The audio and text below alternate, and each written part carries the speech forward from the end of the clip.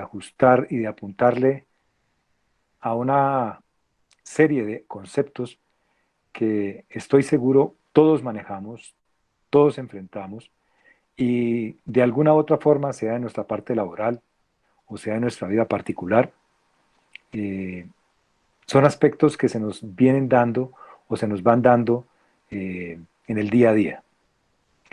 Es por eso que, como siempre, la Fundación Unitaria Juan N. Corpas y el Laboratorio de Investigación en Farmacología de la FARDE les dan la bienvenida a este espacio en el que ojalá todos podamos construir, recordar y lo más tal vez importante, puntualizar y enfocarnos en lo que en este momento, digamos, la investigación nos permite deducir y entender un poco de esa parte que es el funcionamiento del ser humano. Para esto, nosotros hemos venido desarrollando un ciclo de conferencias, siempre intentando proponerles temas que sean, obviamente, temas que a ustedes les sirvan muchísimo, que sean de actualidad y sobre todo que en lo posible, que eso es lo que intento yo cuando converso con ustedes, se conviertan en algo que les permita a ustedes entender de una manera muy sencilla eh, todas estas temáticas. Aclarando eso sí que no por esto, no por el hecho de hacerlo sencillo, resulta a veces fácil o resulta sin importancia todo lo que se pueda eh, tratar acerca de la salud. En la tarde de hoy, pues como les dije, buscando también eh, esa secuencia de charlas que les brinden a ustedes actualizaciones y que les sean de gran utilidad, hemos querido enfocarnos en una temática eh, que es bastante frecuente, es muy frecuente en el día a día de nuestro trabajo. Y se trata de aquellos cambios hormonales que enfrenta una mujer a lo largo de su vida. Es un tema absolutamente extenso, pero el día de hoy intentaremos por lo menos dar una, digamos como una antesala, porque muy seguramente a partir de lo que hablemos hoy se van a derivar otra serie de conferencias que podrían estar más enfocadas en edades específicas, en problemas específicos que hacen referencia a la parte hormonal de una mujer. Pero el día de hoy queremos hacer un recuento muy sencillo para ubicarnos un poco de ese mundo maravilloso, complejo, obviamente, pero que es absolutamente maravilloso y que es el que de alguna manera enriquece y hace tan únicas a cada una de ustedes maravillosas mujeres.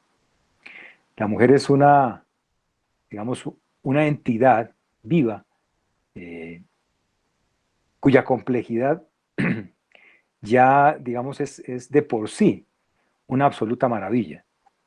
Y esto hace, obviamente, que sea una gran responsabilidad para todos nosotros, como les decía al iniciar la charla de hoy, independiente que sea por nuestro trabajo, sino también por lo que es nuestra vida diaria y cotidiana en el compartir con una mujer, que ojalá podamos ubicarnos un poco y entender un poco cómo es la dinámica desde la perspectiva hormonal en una mujer. Bueno, parece que hubo un inconveniente para poder compartirles a ustedes una información visual. Pero como quiera que sea, decíamos nosotros que hoy lo que vamos a hacer es enfocarnos un poco en la dinámica de cómo la mujer a lo largo de su vida enfrenta una cantidad de cambios importantes, fundamentales, a partir de su, digamos, de su respuesta hormonal. Dejando claridad, obviamente, que en este caso o en este momento puntualmente vamos a estarnos refiriendo a lo que hace referencia a las hormonas que tienen que ver con la parte ginecológica, específicamente las que hacen referencia a estrógenos y progesterona. Porque dicho sea de paso, la mujer como ser vivo también tiene dentro de su influencia, pues obviamente el resto de hormonas, hay un grupo importante de hormonas que también influyen en el desarrollo de una mujer.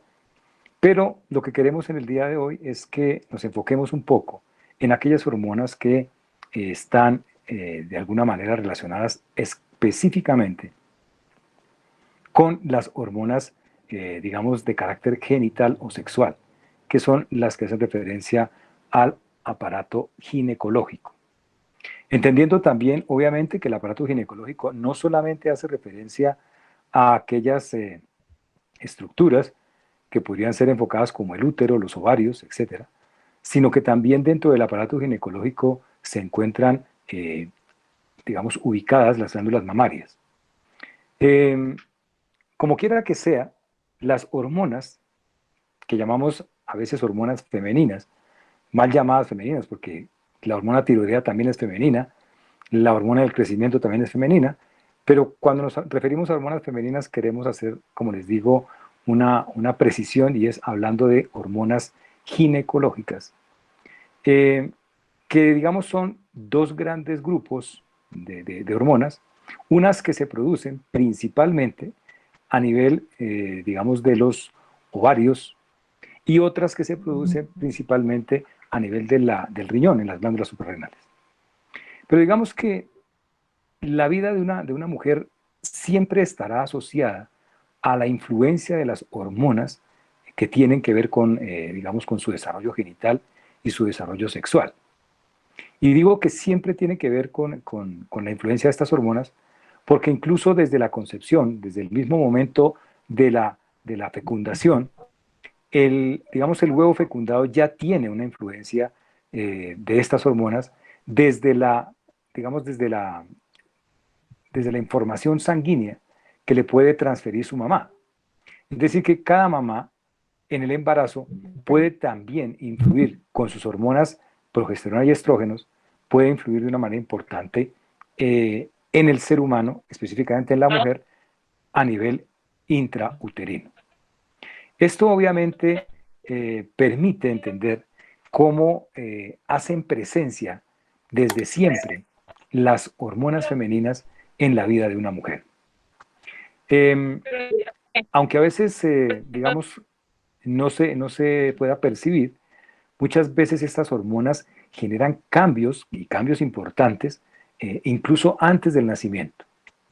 Digamos que al final del embarazo, por ejemplo, es un dato simplemente para comentar, antes del nacimiento, en el embarazo, la mujer tiene unos niveles altísimos de progesterona, por ejemplo. Y son tan elevados esos niveles de progesterona en el embarazo que pueden en algunos casos, influir en la fisiología, es decir, en el funcionamiento normal del bebé. Y estamos hablando del bebé como un producto femenino, es decir, que tiene un desarrollo genital femenino. Y digamos que la influencia es tan grande antes del nacimiento que cuando las niñas nacen influenciadas por estas hormonas, como es la progesterona, incluso llegan a veces a presentar en los primeros días de nacidas sangrados menstruales. Es decir, que una bebita de un día o 2 días de nacida puede presentar sangrados menstruales como consecuencia de la influencia que ejerce la carga hormonal de su mami sobre su organismo. Es decir, que desde estas épocas ya hay una respuesta y un funcionamiento muy bien coordinado entre lo que hacen las hormonas y las respuestas que generan sobre el cuerpo de una mujer. Obviamente digamos, esta influencia que tienen las hormonas en las recién nacidas, pues obviamente no dura sino pocos días y después, paulatinamente, ya sin la influencia de la carga hormonal de la mami, pues obviamente la bebé va a empezar a recuperar de alguna manera su funcionamiento normal para la edad. Es decir, que una vez la bebé nace y ya no tiene esa influencia desde la circulación materna, pues obviamente va a empezar a tener una dependencia desde su circulación y es cuando se inicia de alguna manera un periodo, abro unas comillas grandísimas, un periodo silencioso en el sentido de que las hormonas no van a generar un efecto evidente a nivel ginecológico en las mujeres. No obstante, eh, durante la niñez, durante la infancia, las niñas obviamente que tienen influencia de las hormonas femeninas en pequeña cantidad. ¿Y por qué hablo en pequeña cantidad? Porque de alguna manera los estrógenos y la progesterona son hormonas que empiezan a incrementar su producción solo hasta el momento en el que se inicia la actividad específica, esto heredado genéticamente, porque esto es una secuencia marcada genéticamente, en donde se activan, por ejemplo, unas hormonas que regulan el funcionamiento de los ovarios, hormonas que son producidas a nivel del cerebro por la hipófisis, y la hipófisis se encarga de activar los ovarios. A pesar de que los ovarios aparentemente están en un silencio y en un trabajo silencioso, eh, y decimos silencioso, ¿por qué? Porque digamos que no hay una manifestación aparente en el que la niña tenga una influencia hormonal. Hay como momentos de la vida. Entonces les decía que en ese aparente silencio o no trabajo de los ovarios, porque los ovarios están trabajando, están en un crecimiento, están desarrollándose obviamente bajo la influencia de otras hormonas. Entonces, obviamente que la niña, desde su nacimiento hasta la época en que genéticamente ya venga determinada ella, hasta que genéticamente active de una manera más precisa y de una manera más real la actividad del ovario, desde ese momento, obviamente que la niña va a estar en una etapa que es lo que llamamos la etapa prepuberal, es decir, antes de la pubertad, y es una etapa que abarca, como les digo, la infancia, la niñez, la primera juventud, la primera parte de la juventud, y solo hasta cuando, en teoría, se desarrolla la menarquia, o menarca, como algunos la denominan, que es aquel momento en el cual hay una evidencia, ojo, hay una evidencia. ¿Y por qué hay una evidencia? Porque hay cambios, digamos, manifiestos en el organismo de una niña, en el que ya se empieza a definir que hay una actividad hormonal. No obstante, a pesar de que la menarquia, que es, digamos, el primer día que una nenita tiene su menstruación, en ese primer día no es que empiece el trabajo de las hormonas. Ese día se manifiesta, pero el trabajo hormonal ha venido fraguándose, si me permiten esa expresión, ha venido fraguándose desde años atrás. Es decir, que progresivamente la madurez del ovario, que también se viene dando paso a paso desde que la niña nace, la madurez del ovario, uno, también la madurez del sistema nervioso central, en donde uno de los responsables es un órgano o una glándula, que es la glándula hipófisis, también la madurez de esa glándula hace que se active una secuencia en la cual esa glándula hipofisiaria libera unos factores de crecimiento. Son unas sustancias que promueven el desarrollo más enfático y el crecimiento más preciso de las estructuras que son las representativas de los ovarios, que son los folículos. Y los folículos ováricos, al ser influidos por las hormonas, principalmente la hormona folicular estimulante, pues van a generar un desarrollo de ese folículo que a la postre va a llevar a que el folículo crezca, madure y produzca un óvulo. Ese es, digamos, el primer evento secuenciado en el que se puede hacer tangible, como les digo, que la niña está siendo influida por las hormonas femeninas. Sin embargo, reitero, eso no se da en 15 días. Es decir, no es que si la niña tiene su menarquia a los 14 años, quiere decir que hacía 15 días empezó hasta ahora a desarrollarse. La niña puede perfectamente empezar su desarrollo desde los 8 o de los 10 años, pero hace una manifestación específica, el día de su menarquia, a los 14 años. Hay algo bien interesante y es, por ejemplo, que estos días de la menarquia se tienden a heredar. A veces se dice que son relojes biológicos que se heredan entre las mujeres de la familia, abuelas, mamás, tías, etcétera. Y por eso, más o menos, las edades pueden, más o menos, coincidir en el desarrollo de las niñas. Es decir, que las niñas pueden tener un desarrollo en edades parecidas a las de su mamá, a las de la abuela, a las de las tías, que están muy en asocio con las mujeres. Cuando empieza el desarrollo a nivel del ovario, cuando ya empieza el trabajo específico de estas hormonas, pues lo que se va a generar de alguna forma particular es que ya el ovario se vuelve protagonista en la producción hormonal en grandes cantidades. ¿Esto qué significa? Les decía que hasta antes de que llegue ese tiempo llamado menarquia, es decir, el primer día de la menstruación, casi todas las hormonas que se están produciendo desde la vida intrauterina, que se producen al nacimiento, que se siguen produciendo durante la infancia, han estado trabajando de alguna forma muy silenciosamente y muy sectorizadas. ¿Desde dónde? Desde el cerebro, la hipófisis, a algunas estructuras del cuerpo, como son en parte el ovario y en parte las glándulas suprarrenales. Pero una vez se desarrolla esta secuencia de eventos y se inicia los ciclos menstruales de la niña, un protagonista importante es el ovario. Y el ovario se vuelve importante porque gracias a esos cambios que tiene cada mes el ovario, en esos cambios de estructura del ovario, el ovario mismo produce las hormonas y en gran cantidad. Y las dos hormonas que de alguna manera produce el ovario son los estrógenos y la progesterona. Dos hormonas que determinan de una manera importante una cantidad de eventos que van a confluir en, uno, por ejemplo, cambios fenotípicos, es decir, los cambios físicos, los cambios externos que tiene la mujer, y lo otro hace referencia a algunos cambios secuenciales que aunque no se ven, son de fundamental importancia para la mujer también. Cambios secuenciales como cuáles. Una cosa es que hablemos nosotros, por ejemplo, que la mujer empieza a tener una cara ya más de señorita, ya no tanto de niña, empieza a tener un cuerpo con una distribución de grasa más femenina, o ginecoide, como se llama. Además de eso empiezan a aparecer el crecimiento de las glándulas mamarias, además de esto, pues obviamente los ciclos menstruales. Todas estas cosas que son muy de la característica de una mujer son las más evidentes.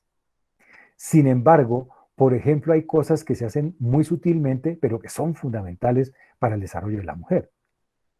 Por ejemplo, el desarrollo óseo en la mujer. Por ejemplo, el metabolismo también es algo característico en la mujer.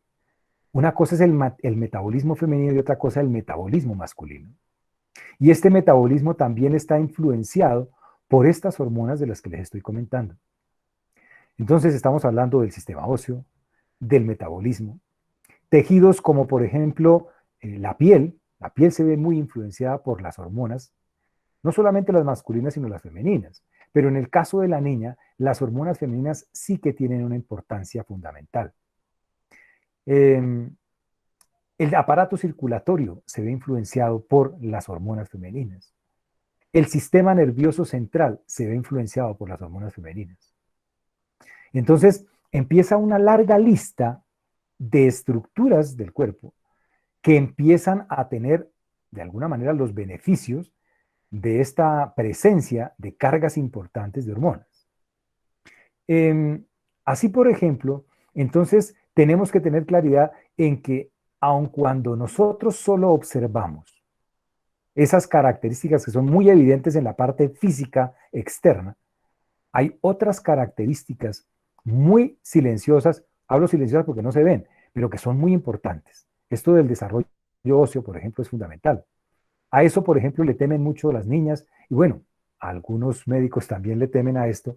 ¿Por qué? Porque cuando empieza el desarrollo de la niña, se dice que, por ejemplo, los puntos de crecimiento a nivel del cartílago de crecimiento en los huesos tienden a iniciar una fase de consolidación.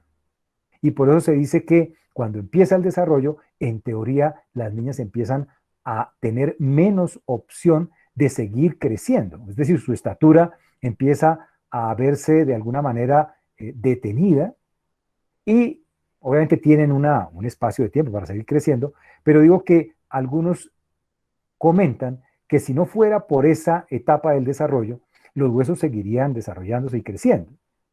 Sin embargo, esto, como les digo, son observaciones que se hacen. Algunas dicen no tienen un sustento, pero lo que sí se sabe es que a nivel del hueso, las hormonas femeninas tienen una actividad fundamental. Tal vez una de las más importantes es cómo la dinámica ósea se ve influenciada para que el hueso adquiera firmeza, elasticidad, es decir, para que tenga una buena calidad. Obviamente, esto no solamente depende de las hormonas, también depende de muchos factores, factores asociados a los estilos de vida de la mujer. Por ejemplo, el ejercicio físico, el consumo de bebidas alcohólicas, el consumo de cafeína, algunas dietas que son excesivas en grasas, por ejemplo, el sedentarismo, todo ese tipo de cosas pueden afectar también el desarrollo del hueso.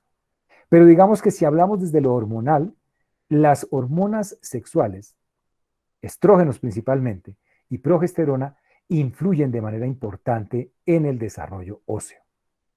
La piel, obviamente la piel tiene una influencia importante con estas hormonas y por eso la piel a veces tiene cambios benéficos en el sentido de que, por ejemplo, la piel de la mujer, seamos sinceros, es mucho más tersa, más delicada, más elástica que la de nosotros los hombres.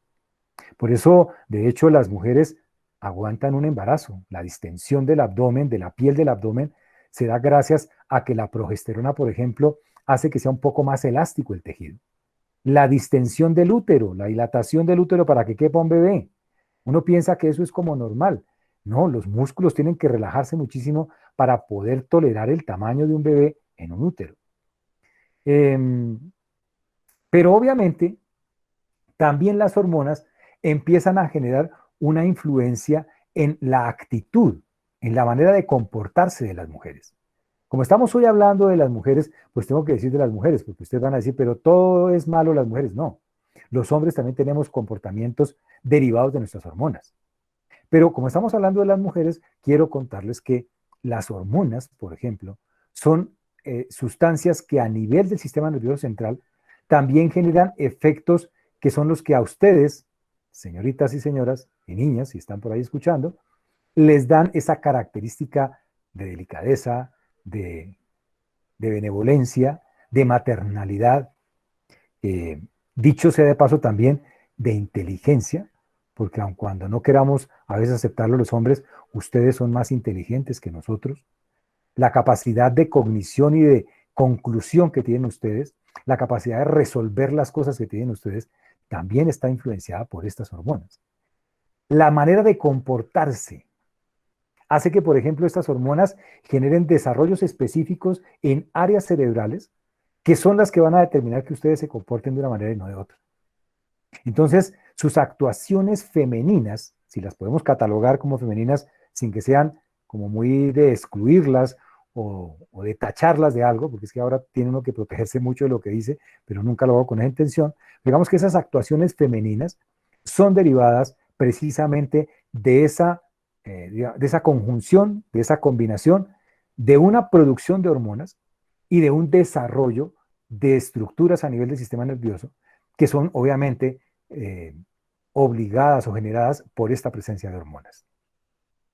Entonces, así las cosas, empieza una vida que es una vida bastante diferente en muchos aspectos a como era la vida antes de sufrir una influencia con las hormonas progesterona y estrógenos. Y dentro de ese cambio que se vuelve trascendental en la vida de una mujer, pues aparece uno que es muy importante y es el que le otorga a la mujer la capacidad de concebir. Entonces, imagínense el cambio tan mayúsculo que tiene que haberse generado en el cuerpo para que ya un organismo vivo sea capaz de generar a otro organismo vivo. Es que el trabajo que hace una mamá, el trabajo que hace una mujer cuando es, digamos, decide aceptar una concepción, pues obviamente es un trabajo única y exclusivamente de la mamá. Esto haciendo referencia al trabajo biológico, al trabajo biológico. Para el hombre es fácil porque él aporta una célula y la célula ya salió de su parte el hombre y de ahí en adelante todo el trabajo de la responsabilidad del desarrollo del embrión, del crecimiento del embrión, de la alimentación del embrión, del sitio donde debe estar el embrión, del cuidado del embrión, del desarrollo del feto, del bebé, etcétera, etcétera, etcétera, y poderlo llevar a un estado de madurez ideal, 9 meses, es único y exclusivamente un trabajo de la mujer. Y se hace gracias a qué? A que hay una adaptación, una modificación de la que estábamos hablando, de unos órganos y de unas estructuras que van a convertirse en fundamentales para poder llevar a cabo o a feliz término una fecundación, es decir, llevar a cabo un parto. Esto a veces uno lo ve como muy cotidiano, pues claro, pues es que es como lo que uno ve todos los días ve uno mujeres embarazadas, todos los días ve uno que nacen niños, todos los días ve uno mamis con los hijos, etcétera. Pero si uno analizara paso a paso el resultado, lo que se genera en una concepción, en un embarazo, uno definitivamente no terminaría de maravillarse por todo eso que genera una mujer, por todo lo que tiene que vivir una mujer y enfrentar una mujer. Porque dicho sea de paso, cuando es, digamos, cuando una mujer se embaraza, en el momento en que se embaraza, las hormonas que vienen a ser fundamentales para mantener ese embarazo, las importantes, siguen siendo estrógenos y progesterona. Claro, empieza a predominar mucho la progesterona. De hecho, cuando uno analiza los términos estrógeno y progesterona, este nombre de estas hormonas, los nombres de estas hormonas, se derivan de su actividad. Por ejemplo, los estrógenos, estrogeno, geno de generar, de génesis, de crear, de producir, y estroma, tejido. Es decir, que los estrógenos están enfocados principalmente en desarrollar tejidos, desarrollar tejidos. Los estrógenos, por ejemplo, desarrollan el endometrio, que digamos a la postre es el que va a ser como de cunita para que se pueda anidar el embrión fecundado. Los estrógenos también son generadores de un estroma, de un tejido, que se llama tejido mamario. Los estrógenos, y así sucesivamente. Es decir, que el estrógeno es como el que construye tejido. Y la progesterona deriva su nombre de promover la gestación, progestar, promover la gestación. Y por eso durante el embarazo, la progesterona es una de las principales hormonas responsables de que el embarazo se dé. Pero obviamente la progesterona no solamente es que mantenga el embarazo. La progesterona es responsable de, junto con los estrógenos, mantener los tejidos, alimentar los tejidos, desarrollar los tejidos para que el embarazo se pueda llevar a término. Pero haciendo ese trabajo, las hormonas, estrógenos y progesterona, pues obviamente que también generan otros cambios. Otros cambios como qué? Como que, por ejemplo, como hay que dilatar, acuérdense, ellas generan una gran dilatación de los músculos para que quepa el niño, para que pueda el útero desarrollarse, crean elasticidad en la piel para que la piel pueda dilatarse también. Ese mismo efecto, por ejemplo, se ve en las venas. Y en las venitas, estas hormonas hacen que las venas también se dilaten. Y es por eso que a veces, cuando hay mucha susceptibilidad, las mamis o las mujeres hacen enfermedad varicosa, es decir, dilatación de sus venas, por influencia de las hormonas. Pero las hormonas también en gran cantidad, como la progesterona, también sensibilizan muchísimo la piel y la sensibilizan mucho a la luz, a la luz. Y por eso durante el embarazo muchas mamis hacen sensibilidad a la luz y hacen pigmentación excesiva en la cara, por ejemplo. A veces también la hacen una pigmentación excesiva en el abdomen. Es decir, hacen las famosas manchas de la piel que se dan por el embarazo. También es resultado de esta influencia de las hormonas, por ejemplo, en la dilatación de ciertas estructuras musculares como son el esófago. Digamos, como un seguro que tenemos nosotros entre el esófago y el estómago que se llama el cardias, que es como un cheque, es una estructura que también se ve influida por estas hormonas. Y por eso las mamis hacen también reflujos. Entonces, démonos cuenta que a veces lo que llamamos síntomas en el embarazo son efectos normales, aunque son incómodos, obviamente, pero son efectos normales debidos a la promoción, a la producción y a la presencia de grandes cantidades de estas hormonas que estamos hablando. Estoy entonces diciendo que dos hormonas, estrógenos y progesterona, se convierten en dos, digamos, como coordinadoras en la vida de un embarazo.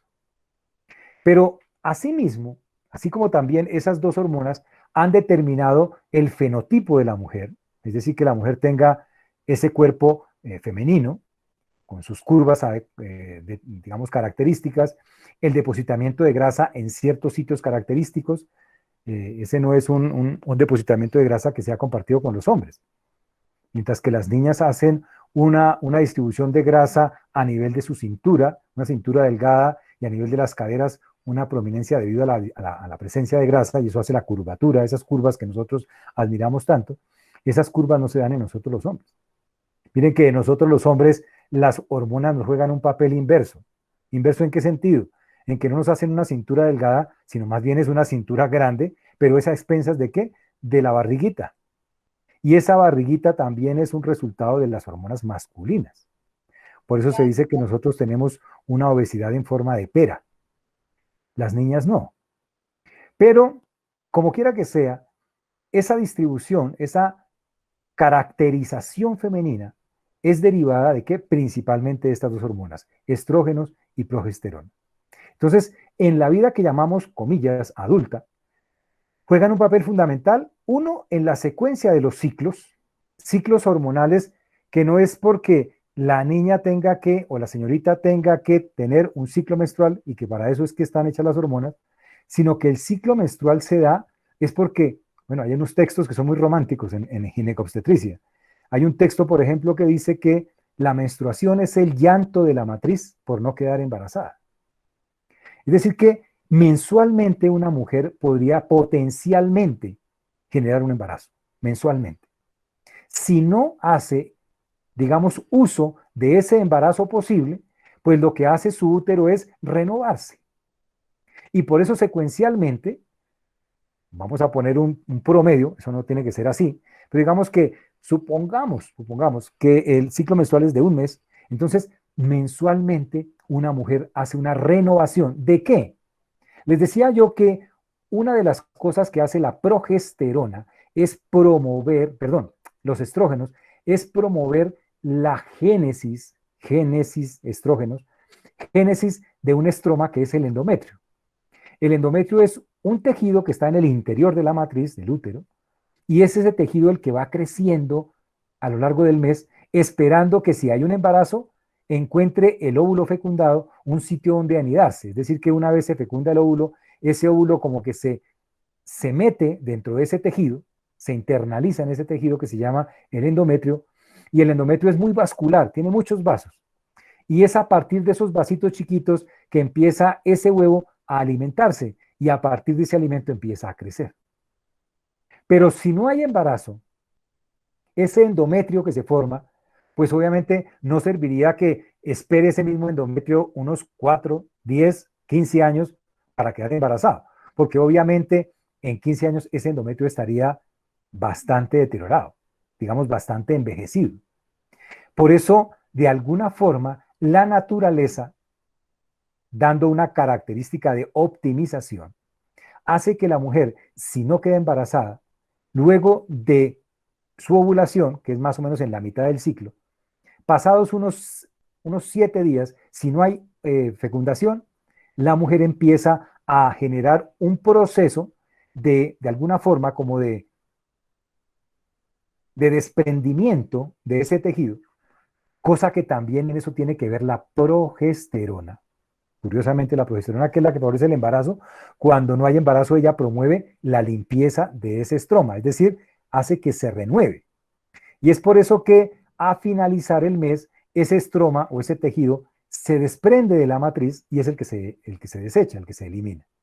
Y nuevamente empieza un ciclo en el cual los estrógenos hacen que se promueva la proliferación, el crecimiento de ese tejido que es el endometrio, esperando a ver si en estos 15 días esa mujer resulta o no embarazada. Entonces, por eso es que secuencialmente una mujer tiene ciclos menstruales, por eso se llaman menstruales, de mensual, en torno al mes, más o menos cada mes. Cada mes para nosotros un mes lunar, obviamente, pero no necesariamente es que tiene que ser 30 días y la mujer que tiene uno de 35 o la mujer que tiene uno de 25 es que está normal, no. Cada mujer tiene su característica hormonal.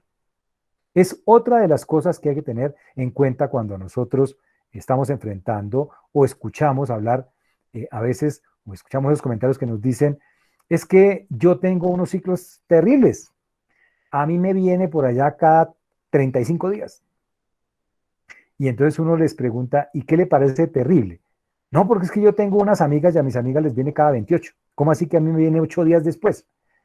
Es que no necesariamente todas las mujeres tienen la misma duración de los ciclos. Y esa duración de esos ciclos, eh, digamos, puede ser muy variada y puede estar influenciada por, uno, características genéticas,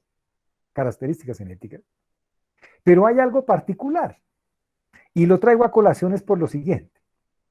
Miren que uno pensaría que las mujeres son cíclicas, claro, son cíclicas en el sentido hormonal, son cíclicas, entonces tienen una parte de su mes que es muy de estrógenos, una parte de su mes que es predominantemente de progesterona, pero curiosamente, aún teniendo esa secuencia, esa producción a nivel del cerebro, de las hormonas, de los ciclos, se ha podido entender que los agentes externos, hay factores externos, pueden influir en digamos, en esa secuenciación hormonal.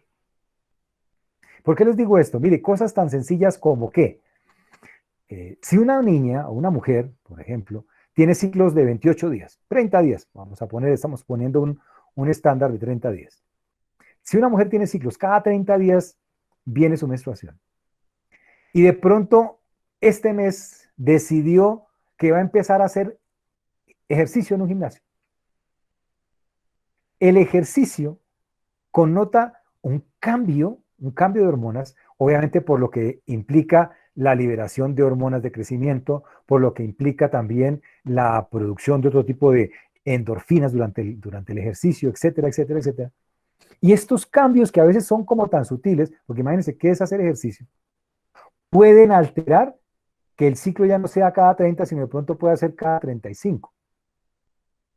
Y entonces a veces hay esos, llamamos comillas, esos susticos que tienen las mujeres y es que tengo un retraso como de 5 días y no sé por qué, y a veces no se dan cuenta que puede ser secundario, por ejemplo, a cosas tan cotidianas como el ejercicio, cambios en la dieta, los viajes, el estrés, un mal dormir. Imagínense todo lo que puede influir en un desarrollo o en una ciclación adecuada en estos ciclos hormonales. Entonces, aquí empezamos a ver que de la mano con las hormonas también está el estilo de vida de cada una de las mujeres. Cuando una mujer, por ejemplo, inicia dietas sobre todo excesivas, esos cambios alimenticios generan unas problemáticas a nivel de las hormonas y generan unas problemáticas en los ciclos hormonales. Es por eso que a veces también uno se da cuenta, sobre todo en aquellas enfermedades, por ejemplo, trastornos del comportamiento de la conducta, como la anorexia, la bulimia, etcétera. Algo que acompaña a estos problemas, eh, por no decirles que casi siempre, pero en un alto porcentaje de veces, es los trastornos del ciclo menstrual. Y entonces a veces son niñas que además de tener trastornos de la alimentación, también tienen trastornos del ciclo menstrual y a veces hacen suspensión de los ciclos hormonales durante varios meses. Y varios meses puede ser que una niña puede estar sin menstruación 6 meses. Entonces hacen amenorreas. Eso se llama una amenorrea. Ya no es un retraso, es una amenorrea, sin menstruación. ¿Y esto derivado de qué? De un cambio en la conducta, de un cambio en el estilo de vida. Pero si nosotros siguiéramos, les estoy hablando de una manera muy global, si nosotros seguimos en la secuencia, ya vemos que, digamos, lo central desde el momento del desarrollo de la niña hasta otra época, es decir, todo lo que pasa juventud, algunos lo llaman juventud mayor, adultez, digamos que es una secuenciación de estos ciclos evidentes, de los ciclos menstruales, posibilidades de embarazo, o sea que de acuerdo a eso, cómo será el comportamiento de cada persona, pero digamos que en eso gira, en eso se mantiene el desarrollo de los ciclos de la mujer. Obviamente hay que tener muy presentes que los ciclos hormonales, no estoy hablando menstruales, sino los ciclos hormonales que hace una mujer de estrógenos, de progesterona, pues pueden influir muchísimo y junto con el estilo de vida que pueda tener una mujer, pues pueden generar unos resultados algunas veces para algunos buenos, para otros no tan buenos. Por ejemplo, eh, las mujeres pueden tener susceptibilidad a aumentar de peso gracias a la influencia de las hormonas. Y es por eso que en ciertas etapas de la vida, las mujeres tienden a ganar masa, pero masa grasa. A veces no es masa muscular, sobre todo cuando hay mucho sedentarismo. Y el sedentarismo, los malos hábitos alimenticios, eh, el consumo de ciertas sustancias, pues pueden influir muchísimo en el metabolismo. Acordémonos que las hormonas femeninas influyen en el metabolismo. Y entonces la mujer puede empezar a ganar grasa. De hecho, la mujer tiene más facilidad de ganar grasa que el hombre. Qué pena, Alicia, que nos apagara el micrófono. Gracias, Alicia Castellanos. Gracias. Entonces, las hormonas femeninas generan más estragos en cuanto al sobrepeso que las hormonas masculinas. Porque es que hay una diferencia. Mientras que la hormona masculina tiende a hacer crecer la masa muscular, la hormona femenina tiende a hacer crecer el tejido graso. Y entonces, como hay una predisposición genética a que las formas de la mujer, las que nosotros conocemos como formas, las curvas, que llamamos nosotros, sean hechas a partir de grasita, porque es que a veces se cree que no, que es que la curvatura de una mujer es hecha de masa muscular. También podría, pero no es así. La curvatura femenina está hecha por grasita. Lo que pasa es que cuando se tienen malos hábitos, no hay actividad física, obviamente que esa falta de actividad, esa falta de actividad física, esa falta de una nutrición adecuada asociada a las hormonas, hace que se siga depositando de una manera mayúscula más grasita. ¿En dónde? Pues en esos sectores donde la mujer tiende a acumular grasa. Y por eso hay mujeres que acumulan muchísimo en las caderas, muchísimo. No es común ver mujeres con abdomen abundante, no es común verlo. Es más común verlo a nivel de las partes laterales de las caderas y de las piernas, lo que llaman algunos las famosas charreteras, o bueno, los conejos, no sé cómo se le tienen tantos nombres. Pero miren que eso es derivado, obviamente, de la influencia hormonal. Por eso cuando una mujer, pues de hecho no solamente en ese momento, pero digo sobre todo en ese momento, cuando una mujer inicia su desarrollo, debería también estar manteniendo o activar digamos, una funcionalidad física adecuada para sus necesidades. Es decir, evitar a toda costa el sedentarismo. Y esto es importante por muchas razones. Uno, porque es que también derivado de la grasa que la mujer hace, digamos por acumulación de hormonas, hay un círculo, llamamos círculo vicioso, es decir, la hormona genera acumulación de grasa, pero la grasa genera cambios hormonales en la mujer. Y entonces empieza a armar un círculo vicioso en el cual hay modificaciones hormonales, acúmulo de grasa, modificaciones hormonales, y empieza una secuencia de eventos que también empiezan a generar problemas en la mujer. En la edad... Qué pena, Mónica Carreño. En la edad, en la mujer, mejor dicho, la edad adulta, desde que inicia su desarrollo, obviamente tiene varios factores que influencian muchísimo ese tipo de cosas y generan patologías, enfermedades. Por ejemplo, el sobrepeso en una mujer puede hacer que sea más susceptible de padecer aquello que llamamos, uno, el síndrome de ovario poliquístico. Dos, trastornos en la fecundación, precisamente por trastornos hormonales y del ovario. Pero también son responsables a veces de los trastornos que llevan a la postre a padecer diabetes, por ejemplo, hipertensión. No es lo común que una mujer haga hipertensión antes de la menopausia. No es lo común, porque de alguna forma hay un factor protector de las hormonas, de estas hormonas que les estoy hablando. Pero cuando se genera como esa ruptura de esa normalidad hormonal y metabólica, por un inadecuado estilo de vida, pues obviamente que entonces ya empieza a padecerse en gran medida de esta consecuencia. Es decir, la mujer puede empezar a tener hipertensión, la mujer puede empezar a sufrir de diabetes, la mujer puede empezar a tener problemas de fecundación, etcétera, etcétera, etcétera. Empiezan los trastornos de los ciclos menstruales, pueden aparecer cuadros, por ejemplo, de migraña, bueno, empiezan una cantidad de síntomas y todos a veces derivados de esos problemas hormonales. Y entonces, muchas veces, claro, le echamos la culpa a lo que es como menos responsabilidad nuestra. Me explico. Decimos, el problema es ¿por qué? Por las hormonas. Es que a mí las hormonas siempre me han molestado. Y no somos conscientes que las hormonas de pronto no molestarían si nosotros tuviéramos unos estilos de vida diferentes. Se pasa, digamos, esta etapa que es más prolongada, obviamente, porque mientras que la niñez puede durar hasta los 12 años, esta etapa puede ir de los 12 fácilmente hasta los 50, 55. Doctor, muy buenas tardes. Qué pena interrumpirlo, Juan Carlos Garzón de Espiga y Figura en Suba. Una Sí. preguntita ahí ya. ¿Es factible que si una mujer tiene una menarquia precoz pueda también padecer de una menopausia precoz? Uno. Y si la persona está tomando quemadores de grasa, ¿también puede alterar su ciclo menstrual? Gracias.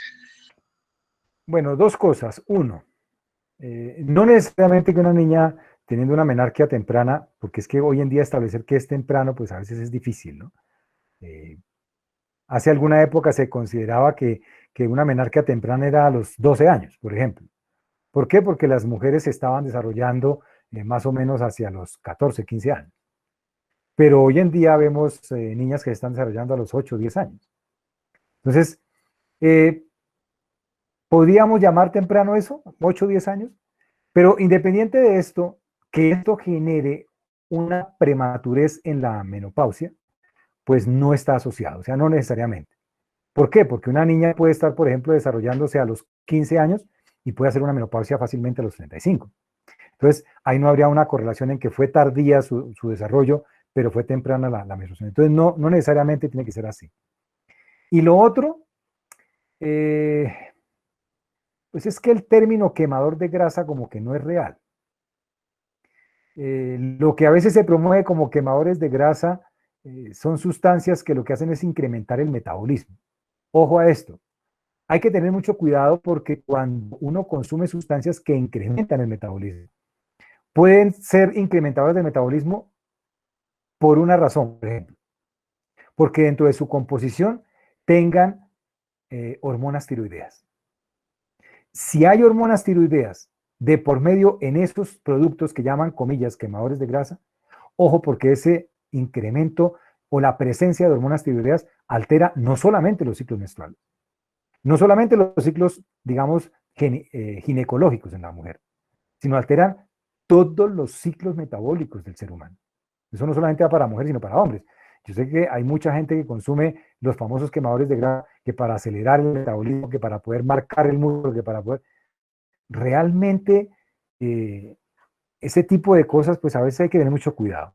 Y hay otro tipo de sustancias, que en teoría podrían favorecer la utilización de las grasas, como por ejemplo, están algunas lipasas, ¿no? Hay productos, por ejemplo, que tienen lipasas, y hay uno que se utiliza comúnmente que es la carnitina, y estos son productos que lo que hacen es teóricamente promover el metabolismo de las grasas. Es decir, que si yo uso componentes míos, entre azúcares, lípidos y proteínas, se cree que en teoría si consumo carnitina, eso aceleraría el uso de grasas. Como quiera que sea, cualquier cambio, ojo, cualquier cambio en la regulación de las grasas también influye en los ciclos hormonales. De hecho, ¿es por qué? Porque la grasa, el tejido adiposo que nosotros conocemos, ya hoy se sabe, es un órgano también del cuerpo. Es decir, es un órgano, ¿por qué? Porque es un sistema que tiene actividad como tal y tiene actividad hormonal.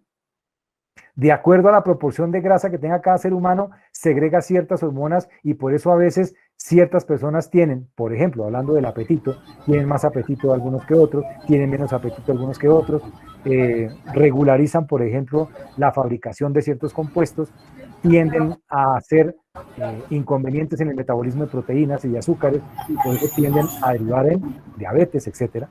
Entonces, hay muchas cosas que están relacionadas con ese tipo de productos, sobre todo si influyen en la proporcionalidad de la grasa en el cuerpo.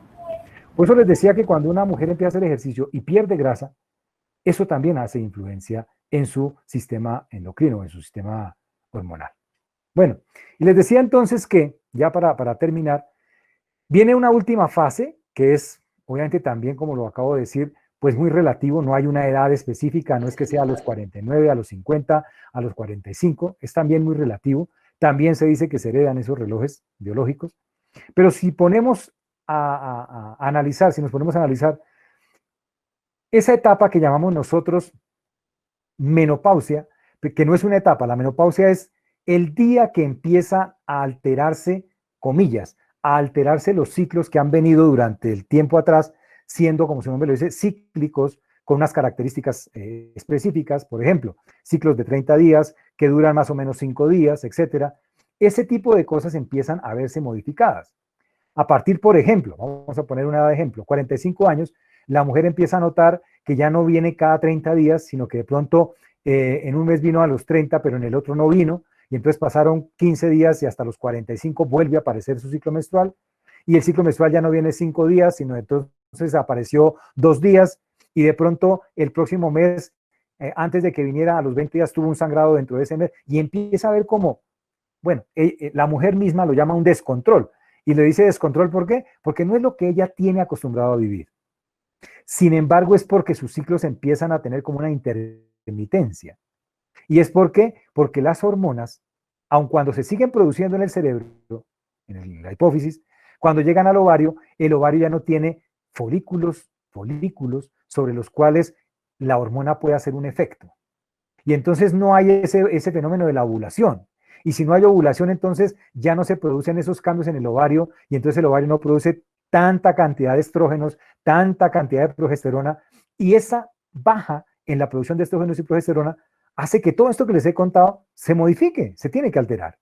Y entonces, lo primero, si no hay ovulación, si no hay una producción adecuada de estas hormonas, pues obviamente va a haber una dificultad casi que es imposible que la mujer pueda quedar embarazada.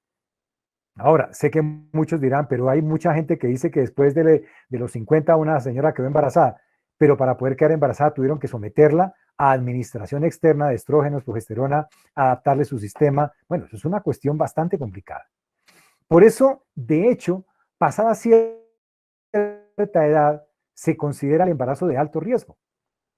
Pasado los 35 años se considera que una mujer puede estar en alto riesgo al quedar embarazada. Y sin embargo, 35, uno dice, pues son jóvenes, ustedes son niñas a los 35 años. Pero a los 35 años ya se empieza a pensar que puede haber un riesgo importante en el embarazo. Entonces imagínense las mujeres que quedan embarazadas a los 42, a los 46.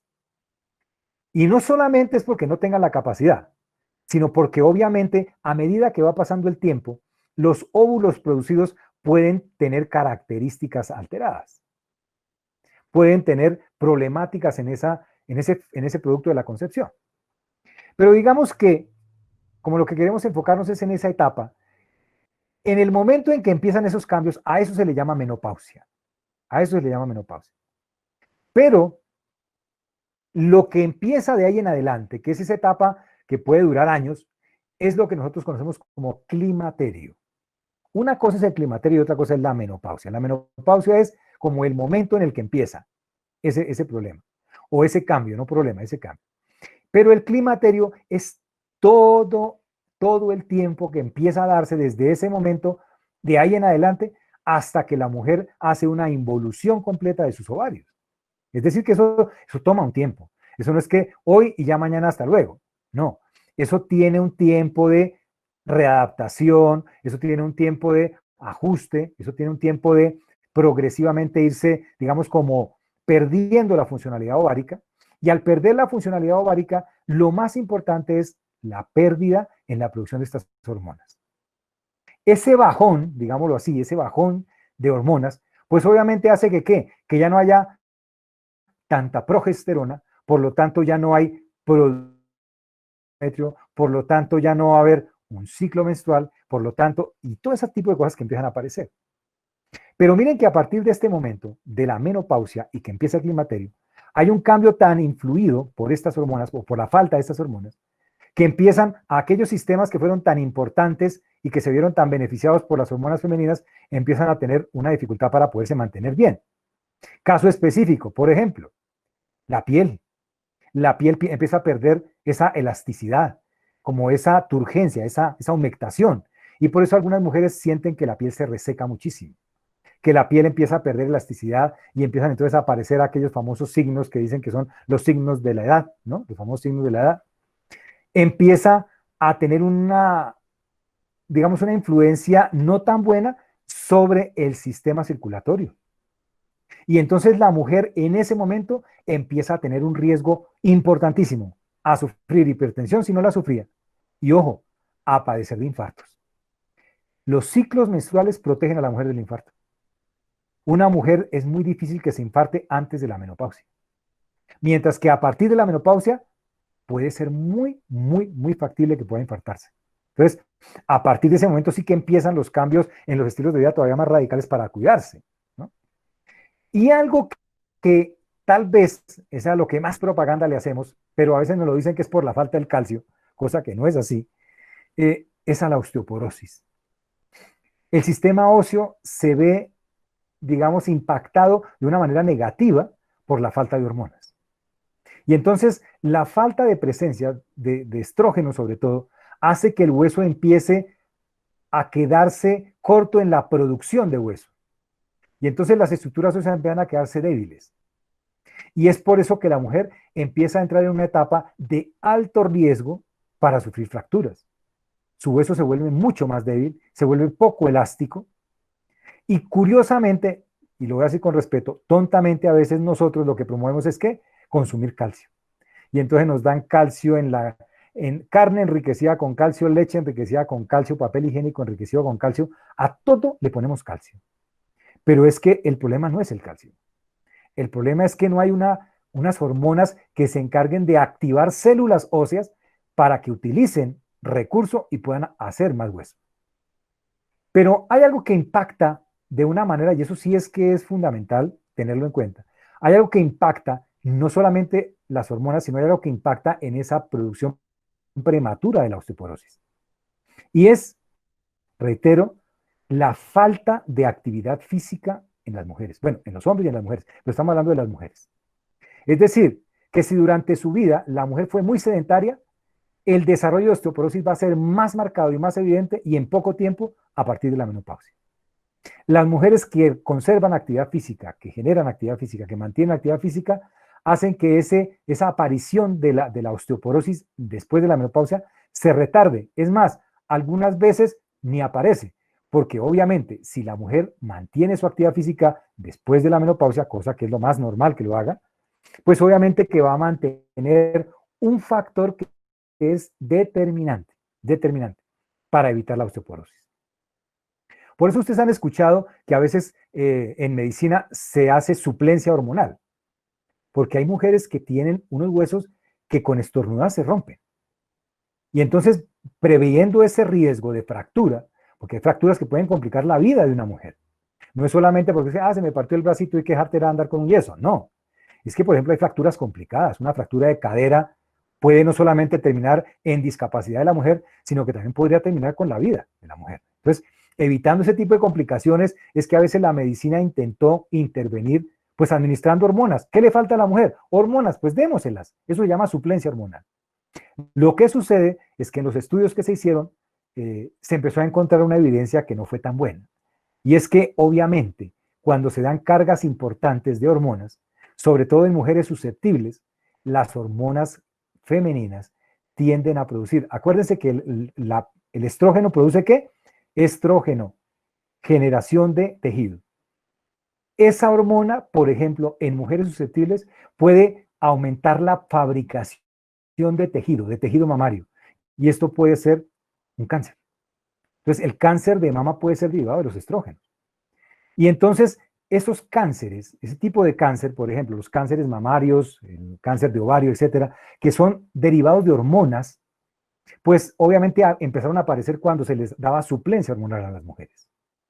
Entonces, a partir de los momentos en que inician los cambios hormonales en la edad madura, es decir, ya en la menopausia, se dan unos cambios que hay que empezar a prever.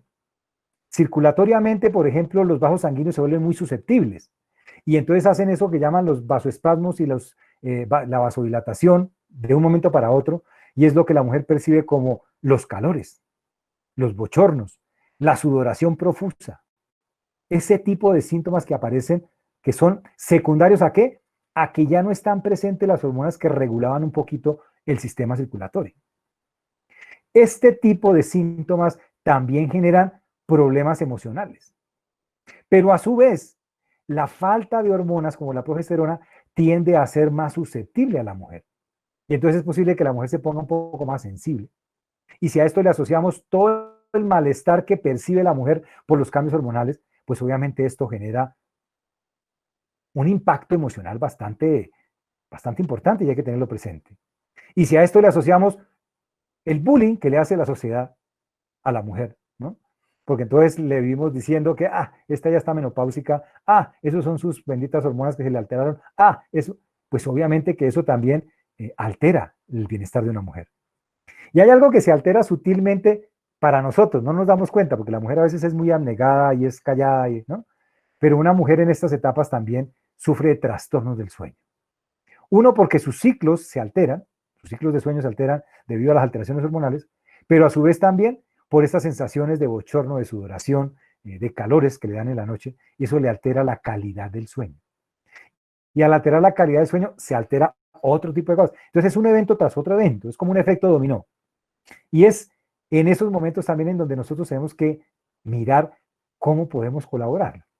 Dese en cuenta que a lo largo de la vida, las hormonas femeninas, hablando de dos protagonistas específicamente, estrógenos y progesterona, hacen una secuencia de eventos que determinan en un grado importante la característica, la cualidad, la calidad, la forma de vida de una mujer. Y a veces nosotros pensamos que las cosas se dan es porque sí. A veces no nos damos cuenta que un síntoma que viene a consultarnos una persona, una mujer, no necesariamente puede ser del órgano que nos comenta. Por ejemplo, es que sufro de reflujo y no nos damos cuenta que eso puede ser derivado de sus ciclos hormonales. Entonces, creo que es como una antesala, como les digo yo, para que ustedes tengan presente que hay detrás de eso, de los ciclos hormonales, hay algo más que un ciclo menstrual, hay algo más que una menstruación. Detrás de eso hay la realidad de una mujer que bajo la influencia de esas hormonas, obviamente tiene cambios importantes, tiene formas de vida que pueden ser diferentes de una mujer a otra, de un día a otro en la misma mujer, pero que hay que entenderlas porque esa es la dinámica compleja que tiene un organismo tan absolutamente maravilloso, porque es gracias a esos cambios que ustedes han permitido que la especie humana siga existiendo. Eso no depende de nosotros los hombres. Eso depende de las riquezas, digamos, como de comportamiento que ustedes tienen gracias a esos ciclos hormonales. Bueno, esto es como les digo, una antesala. Esto después profundizaremos en cosas específicas digamos, de la realidad femenina, pero que ojalá se vean motivados a que profundicemos, a que leamos, a que le tengamos como un momento de analizar y de pensar que de verdad una mujer es algo maravilloso, algo complejo, y ojalá pudiéramos intentar entenderlas, no solamente desde lo emocional, sino desde su estructura, desde su existencia misma.